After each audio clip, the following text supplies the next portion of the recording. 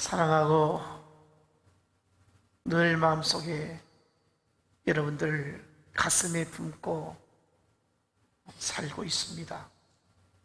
여러분 한 사람 한 사람을 들여다보면 너무나도 귀하고 소중한 우리 형제요 자매라고 하는 생각을 갖게 됩니다. 인간은 사회적인 동물입니다. 혼자 살 수 없습니다.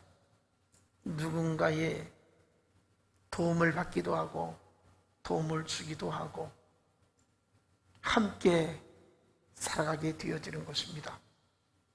저는 늘 목회하면서 이런 생각을 합니다. 내가 누군가의 사역의 도움을 받아야 하나님께서 주신 귀한 사명 힘있게 감당할 수 있을 텐데, 이런 생각을 가지고 좀 나를 도와줬으면 좋겠다, 내 목표에 힘이 되어줬으면 얼마나 좋을까, 이런 생각을 가져봅니다.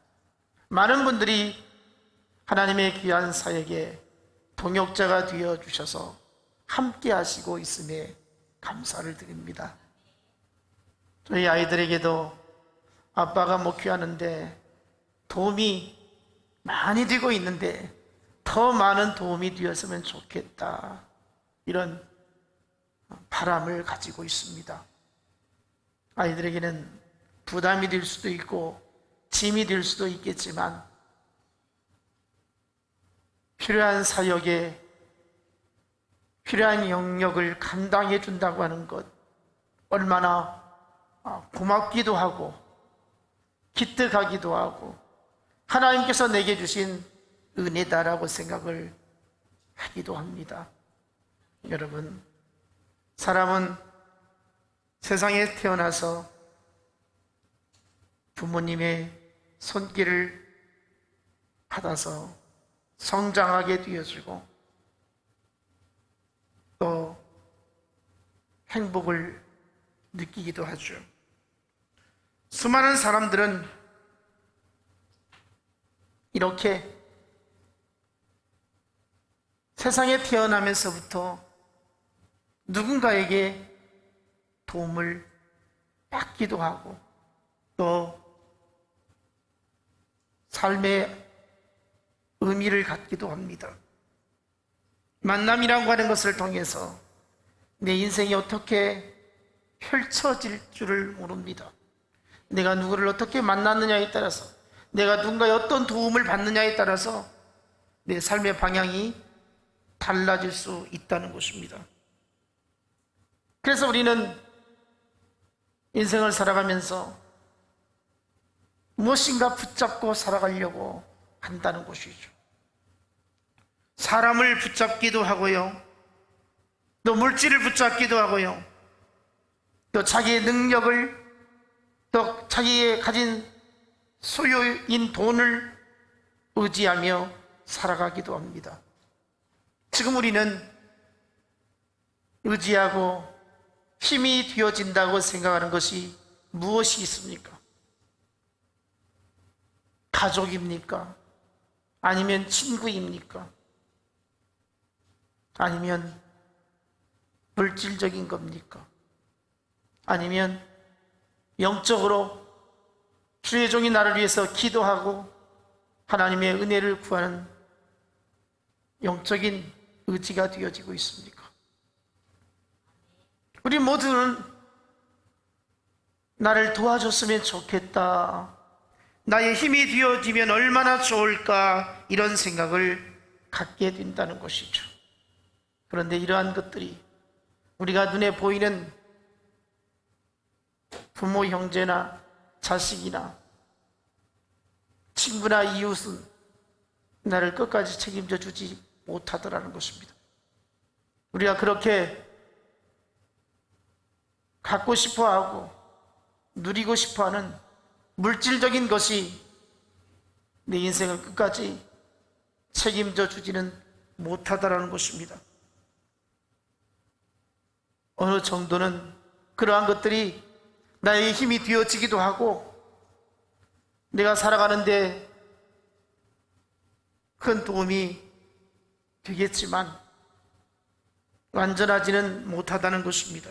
끝까지 나를 책임져 주지 못한다는 것이죠.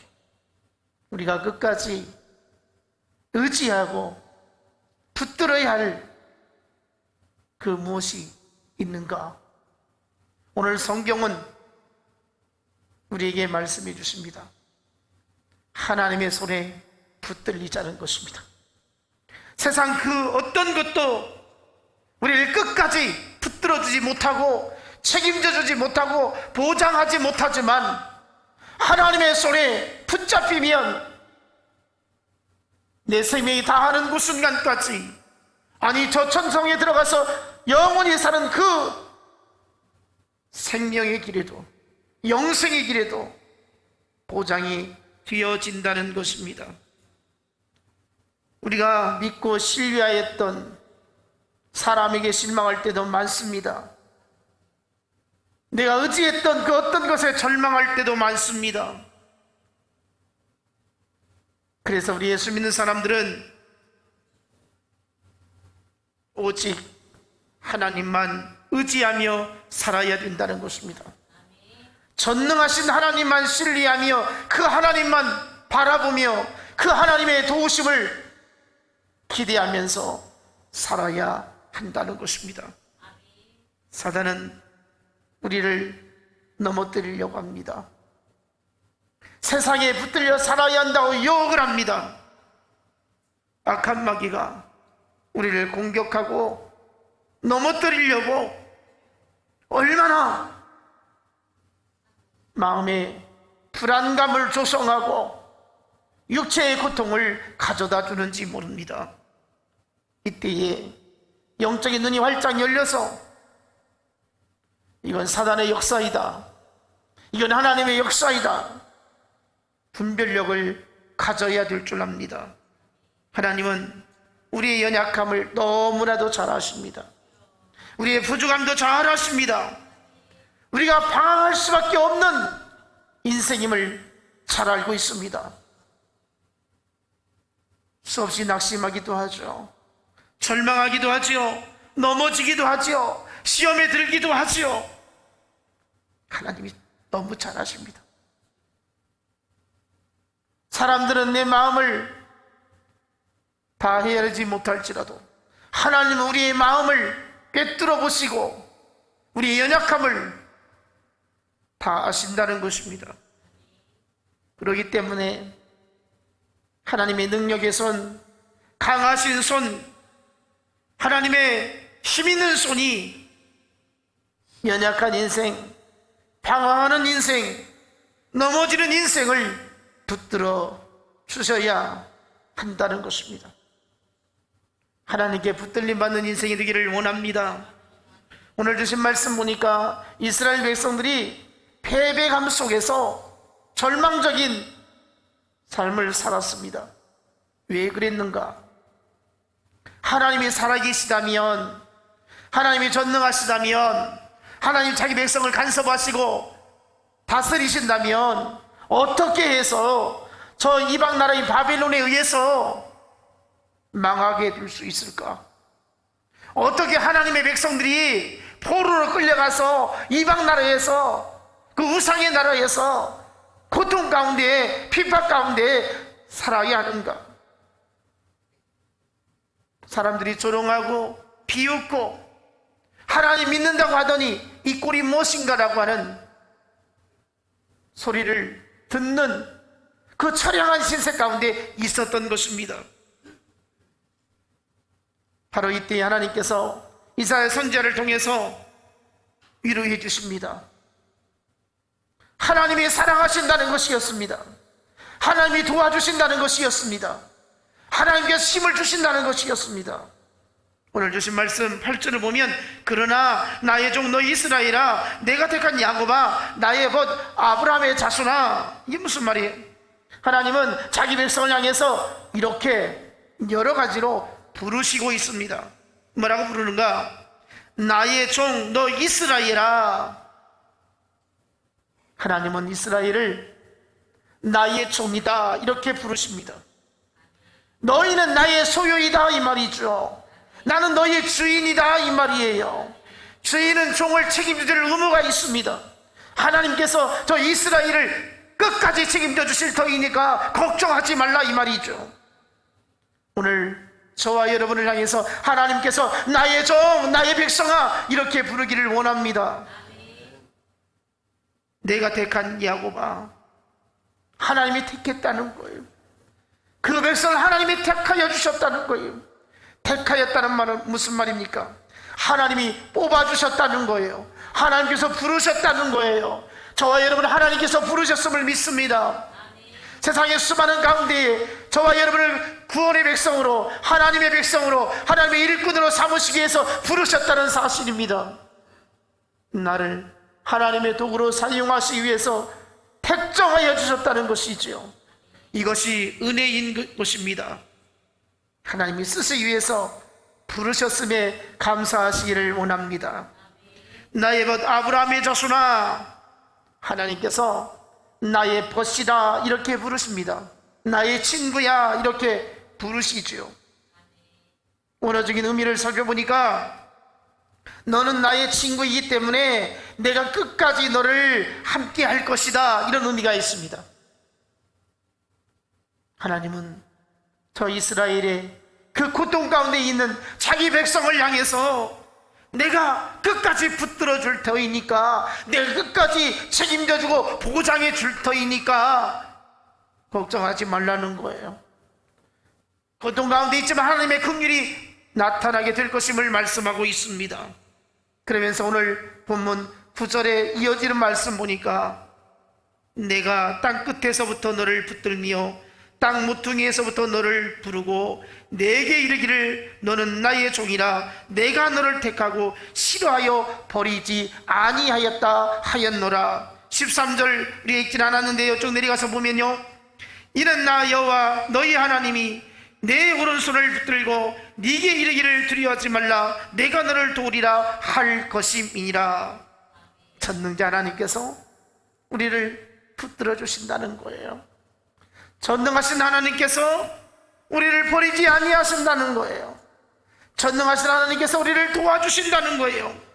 얼마나 복된 말씀입니까? 저 이스라엘 백성들은 버린 줄 알았습니다. 하나님이 돕지 않는 줄 알았습니다. 하나님이 함께하지 않는 줄 알았습니다. 그런데 하나님께서 이스라엘 선지자를 통해서 아니다라는 거예요. 내가 도와준다는 거예요. 내가 붙들고 있다는 거예요. 내가 결코 버리지 아니한다는 거예요. 여러분, 왜 하나님께서 버리지 않는다고 말씀하십니까? 그들이 왜 포로에 끌려가 있습니까? 왜 나라가 망하게 되었습니까? 왜 하나님의 성전이 무너졌습니까? 왜 하나님의 임재하심이 옮겨졌습니까? 다른 데 있는 게 아닙니다.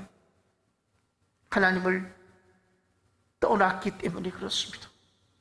하나님을 저들이 버렸기 때문에 그렇습니다. 그러나 하나님은 저들이 버렸을지라도, 하나님을 떠났을지라도 하나님은 떠나지 아니했다고 이렇게 말씀을 하고 있습니다. 여러분, 하나님은 결코 우리를 떠나시는 법이 없습니다. 왜 그렇습니까? 하나님이 택하셨기 때문에 그렇습니다. 하나님이 불러주셨기 때문에 그렇습니다. 그래서 주시는 말씀이 하나님께서 나를 땅 끝에서부터 붙들고 싫어하시지 않는 이유가 있는데 하나님의 사람으로 삼아주셨기 때문에 그렇습니다. 우리는 하나님의 사람이 되었습니다. 사람은 사람을 버리기도 합니다. 배신하기도 합니다. 외면하기도 합니다. 그러나 하나님은 나를 택하여 주셨기에, 한번 정하여 주셨기에 절대로 싫어하지 않는다는 거예요. 싫어하여서 버리지 않는다는 거예요. 하나님 우리를 결코 버리지 아니한다는 거예요. 사람은 사람을 버릴 수 있습니다.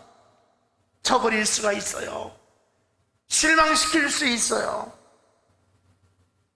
그러나 하나님은 우리를 어떻게 해도 버리지 아니하신다고 이렇게 말씀을 하시고 있습니다. 내가 손을 뿌리칠지라도 하나님은 나를 택하여 주셨기에 내 손을 끝까지 붙잡아 주신다는 거예요. 하나님은 내가 손을 내리쳐도 그 손을 끝까지 붙잡고 계신다.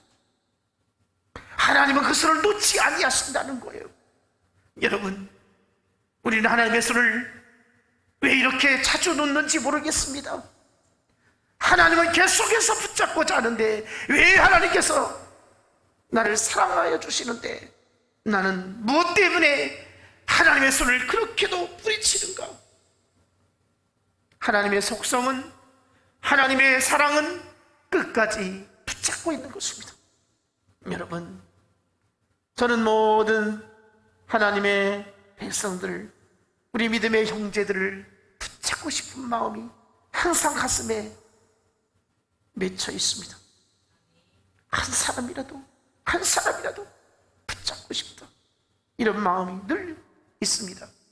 그런데 목회하다 보면 사람들이 왜 이렇게 벗어나려고 하는지 모릅니다.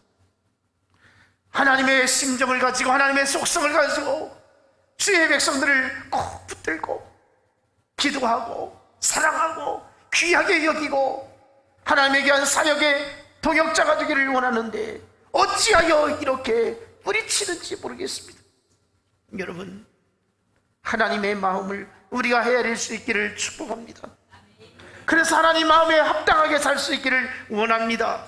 이사야 40장 28절로 31절 보니까 전능하신 하나님께서는 도와주시고 붙들어 주시기에 피곤하지만 넘어질지라도 새 힘을 얻게 하여 주신다고 이렇게 말씀을 하고 있습니다. 하나님의 강하신 손으로, 능하신 손으로 붙들어 주시고 피곤할 때는 능력을 주시고 무능할 때는 힘을 주시고 넘어지고 쓰러질 때에는 일으켜 세워주시고 새 힘을 불어넣어 주셔서 독수리 날개치며 올라감 같은 하나님의 은혜를 입혀 주신다고 말씀을 주시고 있습니다. 오늘도 우리를 돌보고 계시고 우리의 힘을 내라고 말씀하십니다. 절대 넘어지지 말라고 말씀하고 있습니다. 하나님이 도와주신다고, 하나님 붙들어 주신다고 이렇게 말씀을 하고 있습니다. 우리에게 중요한 것이 무엇입니까? 끝까지 하나님을 온전히 바라보고 따르는 것입니다. 하나님만 바라보는 것입니다. 인간이 하나님을 의지한다는 것은 내 자신이 하나님 피조물이고 하나님의 소유임을 고백하는 것입니다. 하나님을 의지하지 않으면 안 된다는 생각을 우리가 가져야 되는 것이죠. 내 힘으로, 내 수고로, 내 노력으로 내가 살 것이냐 이런 생각을 가져서는 안 된다는 것입니다. 하나님이 도와주셔야 살 수 있다는 거죠. 하나님이 은혜 주셔야 살 수 있다는 것이죠. 하나님께서 나를 책임져 주셔야 한다는 생각을 가져야 되는 것입니다. 이런 마음이 사라지게 하는 것은 사단의 역사인 것입니다. 이런 마음을 빼앗아가는 것은 마귀의 역사인 것입니다. 나는 예수 안에서 살아야 된다. 주님은 포도나무입니다. 나는 가지입니다. 가지가 포도나무에서 떨어지면 어떻게 되겠습니까? 말라 비틀어져 죽고 말 것입니다. 내가 너희 안에, 너희가 내 안에 있을 때에 많은 열매를 맺을 수 있다고 주님은 말씀하십니다. 주님과 함께 살아가는 것을 우리는 기쁨으로 소망 가운데 살아야 될 것입니다. 고통과 좌절과 분노와 실패에 빠지는 위험에 처해 있을 때가 바로 하나님과의 끈을 놓쳤을 때일 것입니다. 내 마음속에 허전함이 있고 내 마음속에 하나님을 저버리는 생각이 들어올 때에는 내가 영적으로 지금 사단에게 붙잡히고 있는 것입니다. 하나님은 저와 여러분을 끝까지 함께 하시기를 원하시고 도와주시고 있다는 것입니다. 시편 28편 7절 보니까 여호와는 나의 힘과 나의 방패이시니 내 마음이 그를 의지하여 도움을 얻었도다. 그러므로 내 마음이 크게 기뻐하며 내 노래로 그를 찬송하리로다. 이렇게 말씀을 하고 있습니다. 우리도 곤고한 일이 있을 때마다, 힘겨운 일이 있을 때마다 하나님을 의지하고 힘을 얻으시기를 바랍니다. 하나님의 방패가 되어주시기를 원합니다. 하나님이 피난처가 되어주시기를 원합니다. 하나님께서 저와 여러분의 힘이 되어주시기를 원합니다. 우리는 때로 병이 들 때도 있고요, 지칠 때도 있고요, 궁핍이 찾아올 때도 있고요, 괴롭힘이 내게 임할 때도 있습니다. 여러분, 인생이 얼마나 아픔이 많이 찾아오는지 모릅니다. 그럴 때마다 어떤 생각을 갖습니까? 하나님을 찾으시기 바랍니다. 하나님께서 나의 도움이 되어주심을 확신하시기를 원합니다.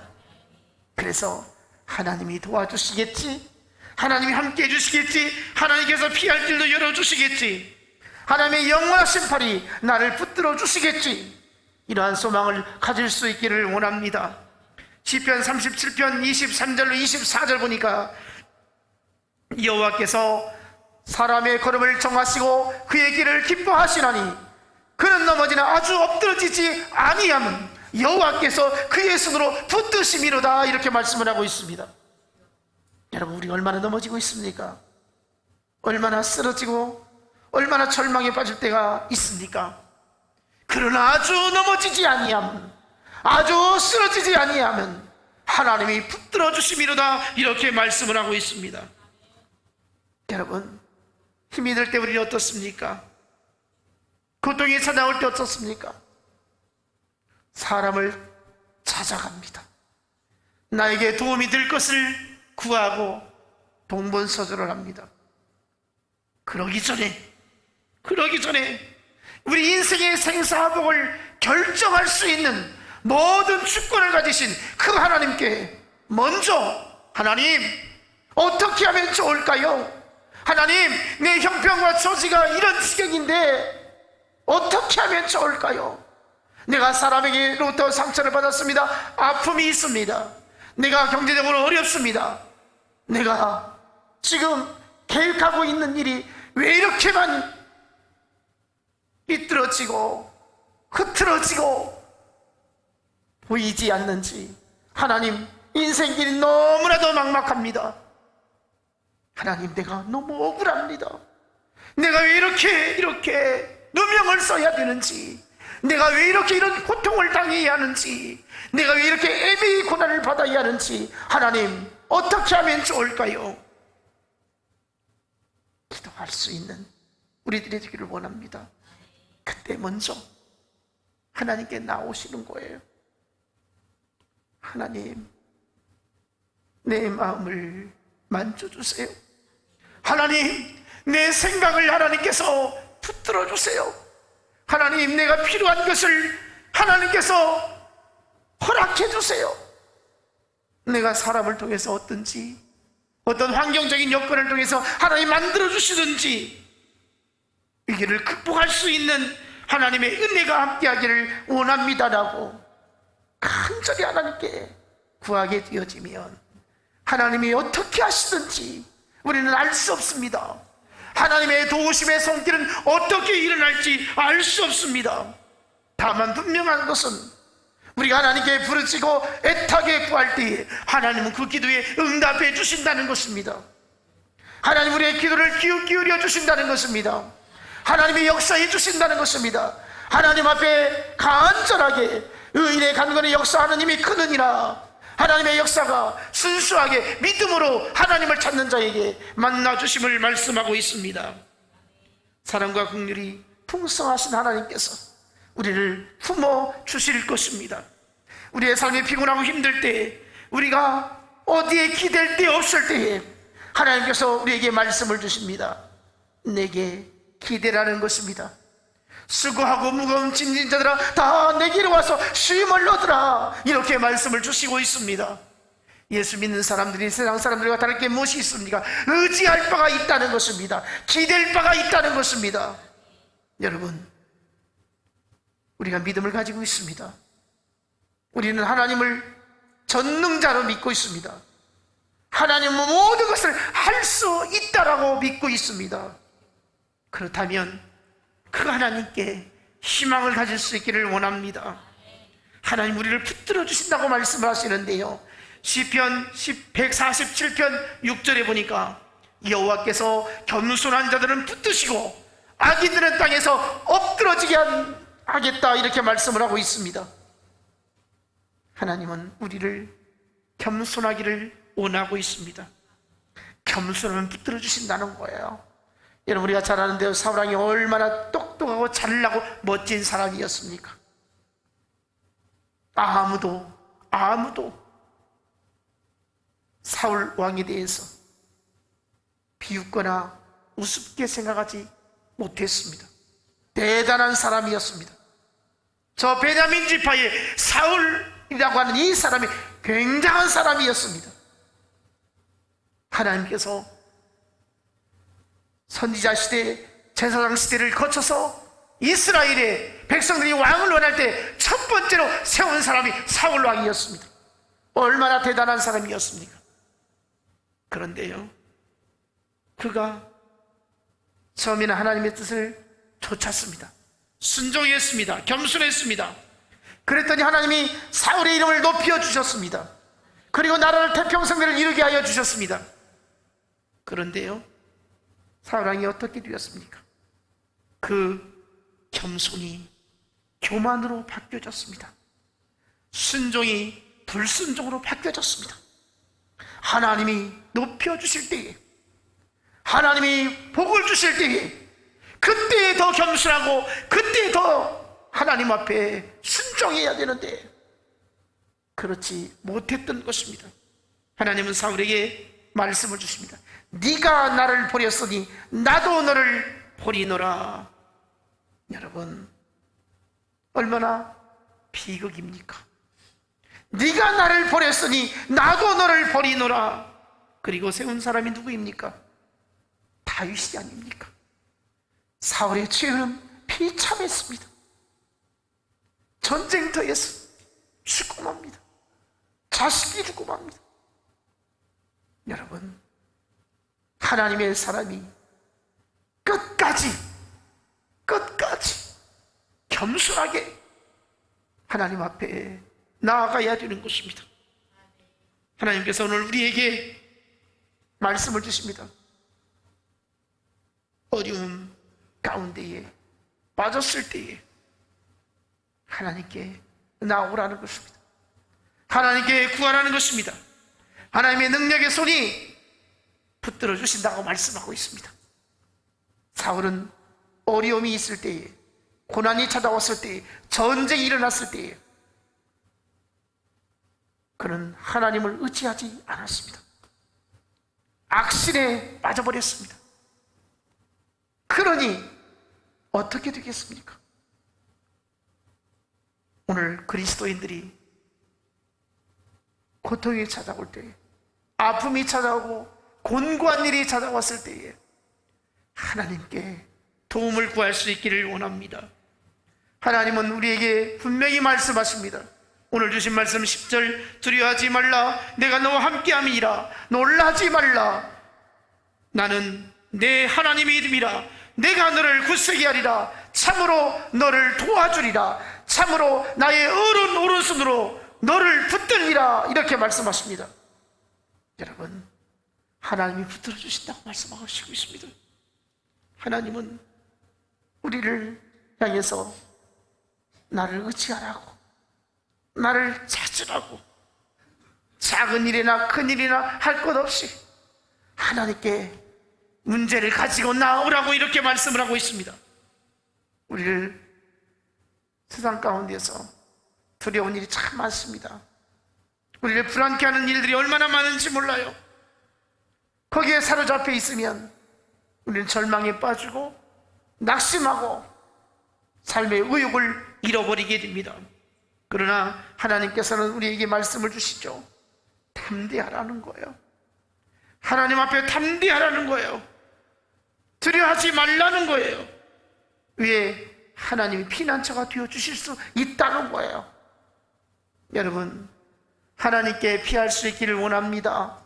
주님의 날개 그늘 아래 숨겨주시는 그 은혜가 있기를 원합니다. 놀라지 말라는 거예요. 나는 너의 하나님의 됨이라고 말씀을 하고 있습니다. 우리는 성의 역사를 보면서 아브라함의 하나님, 이삭의 하나님, 야곱의 하나님, 아브라함의 하나님은, 이삭의 하나님은, 야곱의 하나님은, 모세의 하나님은, 다윗의 하나님은 저와 여러분의 하나님이십니다. 그들이 믿음의 역사를 나타내고 경험했던 그 역사가 오늘 우리에게도 임할 수 있다는 것입니다. 성경을 우리는 믿습니다. 성경의 믿음의 사람들이 하나님을 체험했던 것을 우리도 체험할 수 있습니다. 그래서 성경에 어떻게 우리를 하나님께서 사랑하고 계시는지를 깨달아 믿음으로 승리해야 된다는 것이죠.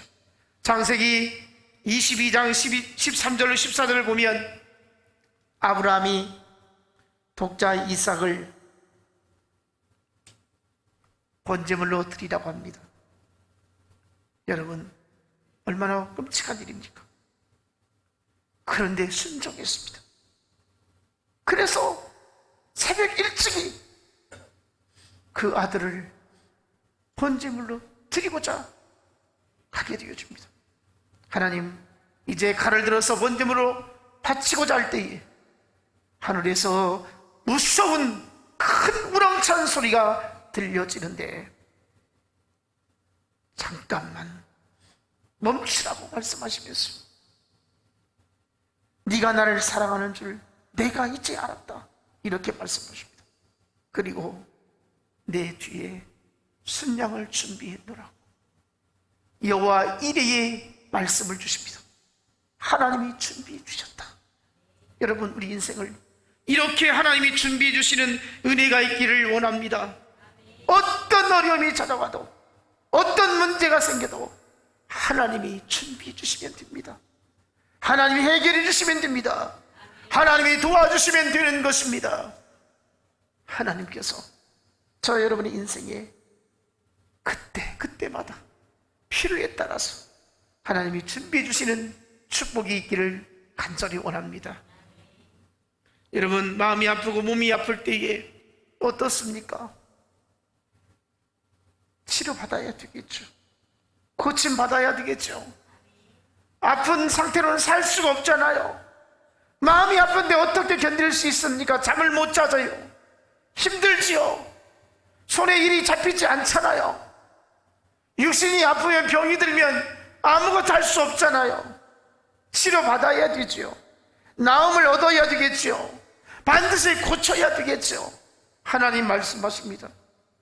치료의 하나님이시라고. 출애굽기 15장 26절 보니까 이르시되 너희가 너희 하나님 나 여호와의 말을 들어 순종하고 내가 보기에 의를 행하이며 내 계명에 귀를 기울이며 내 모든 규례를 지키면 내가 애굽 사람에게 내린 모든 질병 중 하나도 너희에게 내리지 아니하리니 나는 너희를 치료하는 여호와이니라. 하나님이 저 애굽 사람들에게 각종 질병이 얼마나 많이 있었는지 모릅니다.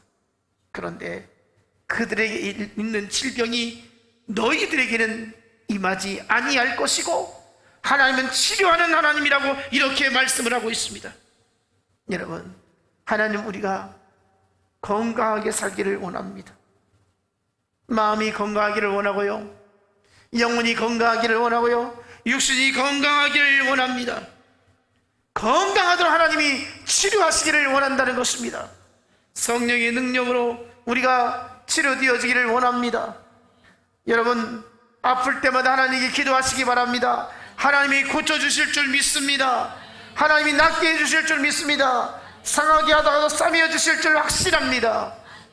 뿐만 아니라 하나님은 우리에게 병을 낫게 하기 위해서 좋은 의사를 만나기도 하고 좋은 약을 만나기도 하고 또 좋은 쉼을 가질 수 있도록 우리의 걸음을 인도해 주신다는 것입니다.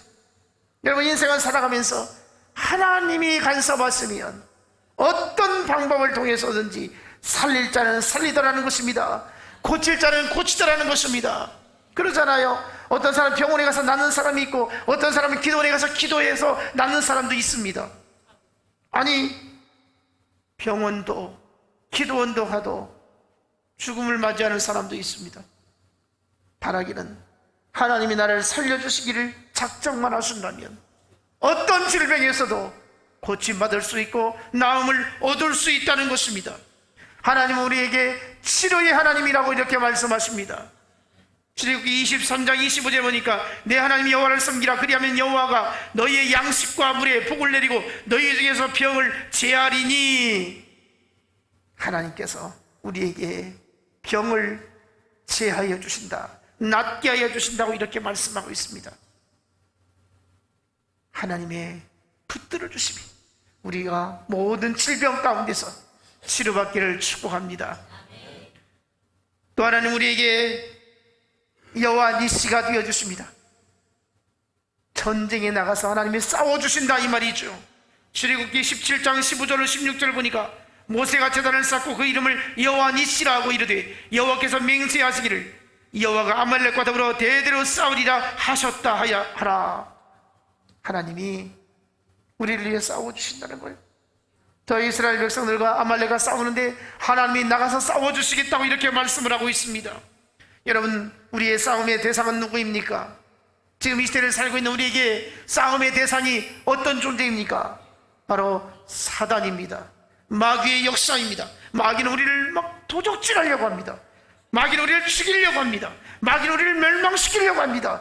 우리를 넘어지게 하려고, 믿음을 벗어나게 하고 공동체에서 끊어지게 만들려고 합니다. 여러분, 그때마다 우리를 위해 싸워주시고 이겨주시는 그 하나님의 손길이 함께 하시기를 원합니다. 하나님은 이기게 하시는데, 하나님은 승리의 깃발을 높이기를 원하시는데 내가 왜 이렇게 치려고 하는지 모르겠어요.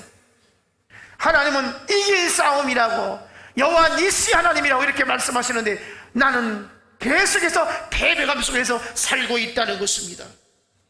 하나님이 우리를 굳세게 하여 주신다는 것을 믿으시기 바랍니다. 내가 너를 굳세게 하리라. 우리는 연약하잖아요. 너무 연약합니다. 마음적으로도 연약하고 육체적으로 연약하고요, 생각도 연약하고요. 얼마나 이렇게 넘어지고 시험에 드는지 모릅니다. 아무것도 아닌데, 별것 아닌데 사람의 말 한마디 때문에 상처받고 모든 것 내려놓고 쓰러질 지경에 빠지기도 하고요. 아무것도 아닌 것 가지고. 여러분, 결코 넘어지지 않기를 원합니다. 굳세어지기를 원합니다. 환난이 찾아와도 이길 수 있기를 원합니다. 하나님이 지켜주시고 하나님이 싸워주시고 하나님 우리에게 승리를 주신다는 확신을 가질 수 있기를 원합니다. 고린도서 4장 7절에 보니까 우리가 이 보배를 질그릇에 가졌으니 이는 심히 큰 능력은 하나님께 있고 우리에게 있지 아니함을 알게 하려 함이라. 우리는 질그릇처럼 연약한 그릇입니다. 금방 깨어지고 부서지고 완전히 무너질 수 있는 불안한 존재입니다. 그런데요, 이 질그릇 속에 하나님의 보배가 들어있습니다. 하나님의 영이 들어있습니다. 우리의 심령 속에 성령이 임재하고 있습니다. 내 안에 성령이 계십니다. 성령의 역사가 나타날 수 있습니다. 인간적인 생각으로는 우리는 넘어질 수밖에 없습니다. 사방으로 우겨쌈을 당하게 되어질 때에 우리는 불안에 떨 수밖에 없습니다. 답답한 일을 당할 때 낙심할 수밖에 없습니다. 배신을 당하고 억울한 일을 당할 때에 우리는 모든 것 다 포기할 수밖에 없습니다. 그러나 내 안에 성령이 임재하고 계십니다. 내 안에 하나님의 영이 함께하고 있습니다. 그렇기 때문에 힘을 얻어야 된다는 것이죠. 질그릇 속에 보배가 들어있습니다. 예수 그리스도의 영이 들어있습니다. 그렇기 때문에 우리가 승리할 수가 있다는 것이죠. 히브리 13장 5절로 6절에 보니까 그가 친히 말씀하시기를 내가 결코 너희를 버리지 아니하고 너희를 떠나지 아니하리라 하셨느니라. 그러므로 우리가 담대히 말하되 주는 나를 돕는 이시니 내가 무서워하지 아니하겠노라. 사람이 내게 어찌하리요. 여러분, 사람이 내게 어떻게 하여도 무서워하지 말라는 거예요. 사람이 내게 어떻게 해도 거기에 넘어지지 말라는 거예요. 사람 때문에 두려워하지 말라는 거예요. 하나님의 의로운 손으로 오른손으로 너를 붙들리라 이렇게 말씀하고 있습니다. 주님의 손은 의로운 손입니다. 사랑의 손입니다. 그 손은 십자가에 못 박힌 손입니다. 피 흘려 죽으신 손입니다. 우리의 죄를 대속하여 주신 손입니다. 그 손으로 우리를 어루만져 주십니다. 그 손으로 우리를 어루만져 주시고 안아주시고 사랑해 주십니다. 그 손으로 우리를 붙들어 주십니다. 그 손에 힘입어 살아야 됩니다. 그 손으로 인해서 우리는 붙들림 받을 때에 영생의 소망을 가질 수 있고 이 땅에 살아가는 동안 하나님의 풍성한 은혜 가운데서 살 수 있게 되는 것입니다. 주님의 손에 붙들림 받는 우리 모두가 되어질 때에 우리의 인생이 행복해지고 기쁨이 있고 감사가 있고 은혜가 있고 축복이 있을 줄로 믿습니다. 기도하겠습니다. 하나님, 우리 주님의 손은 용서의 손이었습니다. 우리 주님의 손은 거룩한 손이었습니다. 우리 주님의 손은 사랑의 손이었고 치료의 손이었고 축복의 손이었습니다. 하나님, 주님의 손에 붙들리게 하여 주옵소서. 주님의 손에 힘입게 하여 주시옵소서. 아버지, 주님의 손에 붙잡힌 인생, 복된 인생인 줄 믿습니다. 우리 진실교회 모든 성도들 주님의 손에 이끌려 살게 하여 주시옵소서. 하나님 앞에서 날마다 새롭게 살아가고 힘을 얻을 수 있도록 인도하여 주옵소서. 축복하심을 믿사옵고 예수님 이름으로 기도하옵나이다. 아멘.